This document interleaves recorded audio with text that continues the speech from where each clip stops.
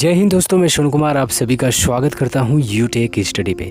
दोस्तों आज की इस वीडियोस में हम लोग चर्चा करने वाले हैं क्वाड के बारे में। ठीक है, क्वाड एक सम्मेलन है। आज की इस वीडियोस में हम लोग उसके बारे में बात करेंगे।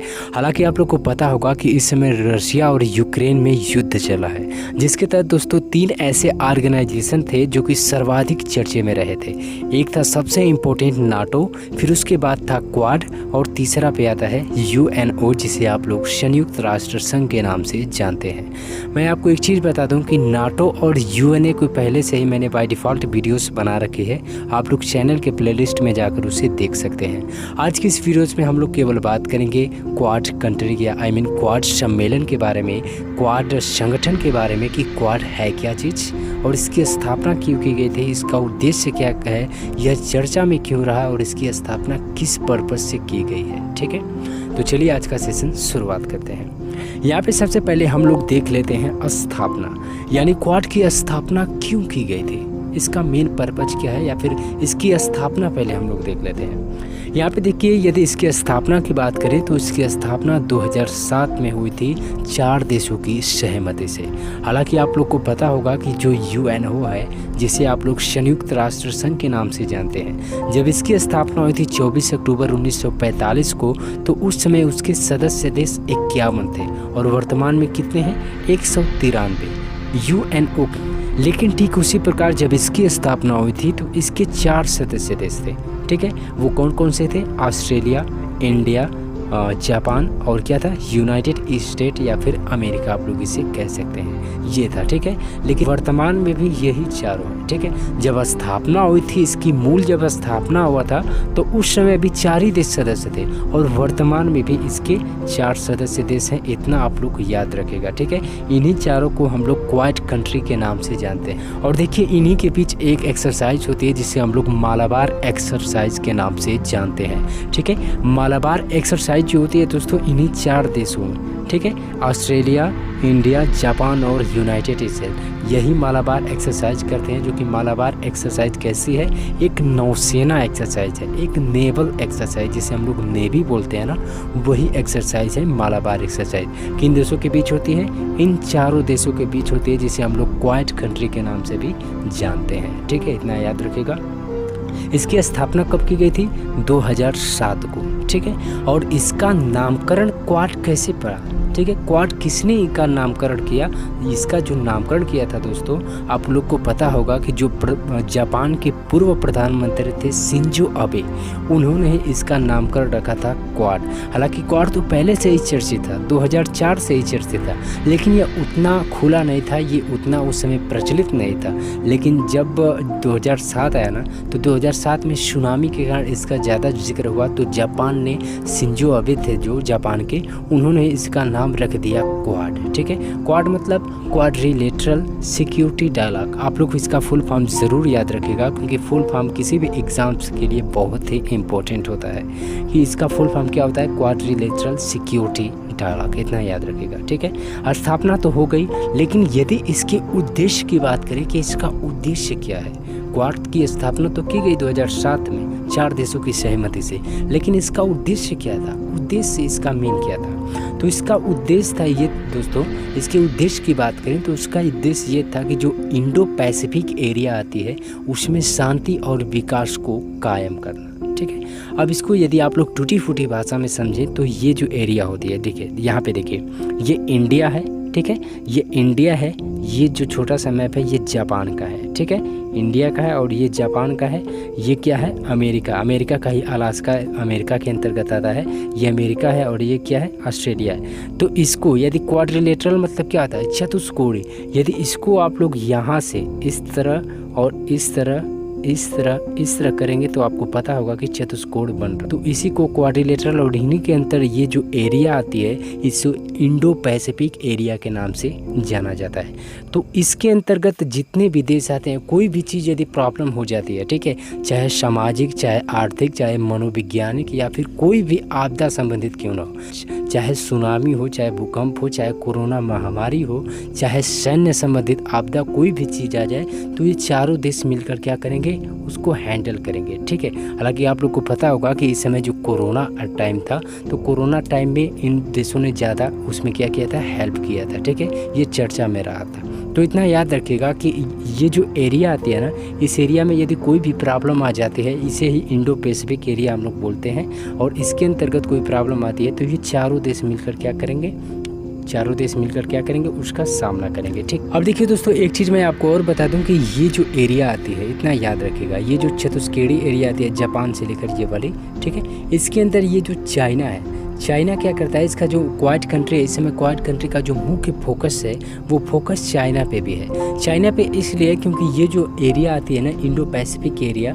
इसमें क्या है ना कि यहाँ से लगभग 33% व्यापार होता है, ठीक है। समुद्री मार्ग से 33% क्या होता है, व्यापार होता है। लेकिन इसी मार्ग को, यहाँ जो व्यापार होता है इंडो पैसिफिक एरिया में ना, इसी रास्ते को चीन क्या करना चाहता है, वो इधर कब्जा करना चाहता है। ये सब एरिया वो क्या करना चाहता है, कब्जा करना चाहता है। लेकिन बताइए कि जब क्वाड की स्थापना की गई थी तो उसमें ये कहा गया था कि जो ये एरिया आती है इंडो पैसिफिक एरिया, जिसे हम लोग हिंद महासागर और प्रशांत महासागर के हिस्से को हम लोग बोल सकते हैं, ठीक है, ये इसके अंतर्गत आता है। तो ये क्या करता है, जो चीन है, वो चीन सोचता है कि इधर के एरिया को वो कब्जा करना चाहता है, ठीक है। वो नेवी को अपनी क्या कर रहा है, वो प्रसार कर रहा है, नेवी का जंजाल बढ़ा रहा है। तो लेकिन बताइए कि क्वाड कंट्री इसका होने देगी, जबकि इसमें स्थापना किया गया था कि इसमें यदि कोई भी अवैध कब्जा भी होगा, ठीक है, यदि भूकंप भी आ जाता है या भी कोई भी चीज़ होगा तो उसका ये मिलकर सामना करेंगे। तो ये अकेले ये अपनी दादागिरी इसमें कर रहा है, ठीक है, ये अकेले अपनी दादागिरी इसमें बढ़ा रहा है, मतलब कि समुद्र में इधर कब्जा करना चाहता है। लेकिन बताइए कभी संभव है जब क्वाड कंट्री ने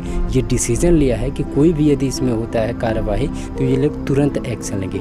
इसीलिए इस समय चाइना रुका हुआ है इन्हीं ऑर्गेनाइजेशन के कारण, ठीक है। कहने का मतलब ये कि यदि आप लोग इसे शार्ट भाषा में समझे तो क्वाड का जो मुख्य उद्देश्य है इंडो पैसिफिक एरिया को सुरक्षित रखना। ये जो एरिया आती है ना, इसको सुरक्षित रखने का कार्य करता है क्वाड, क्योंकि दुनिया भर का 33% व्यापार इसी इंडो पैसिफिक एरिया के रास्ते से होता है। इसलिए चीन इस पर सोचता है कब्जा कर लें, लेकिन क्वाड में शामिल देशों को ये मंजूर नहीं है।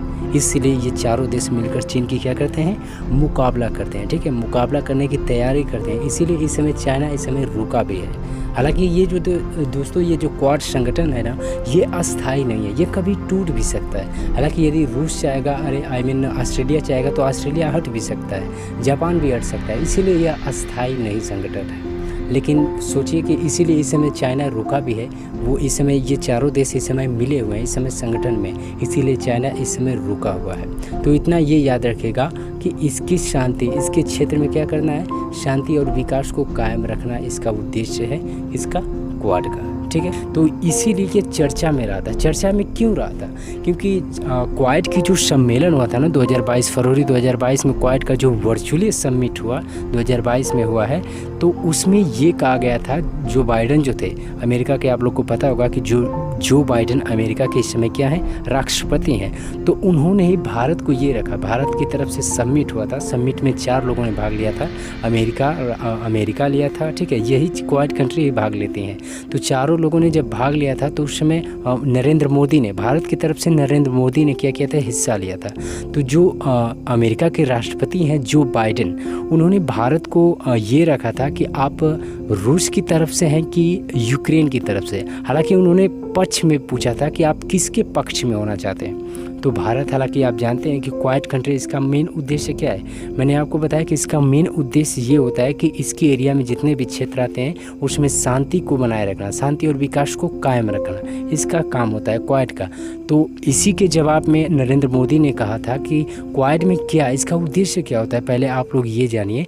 तो उन्होंने कहा कि क्वाड का जो बस उद्देश्य है वो इंडो पैसिफिक एरिया में सुरक्षा को कायम करना, ठीक है। लेकिन तो यूक्रेन जो है वो यूक्रेन इसके अंतर्गत नहीं आता है, इसीलिए उन्होंने कहा कि इसका हम लोग चर्चा ना करें तो भी ठीक है।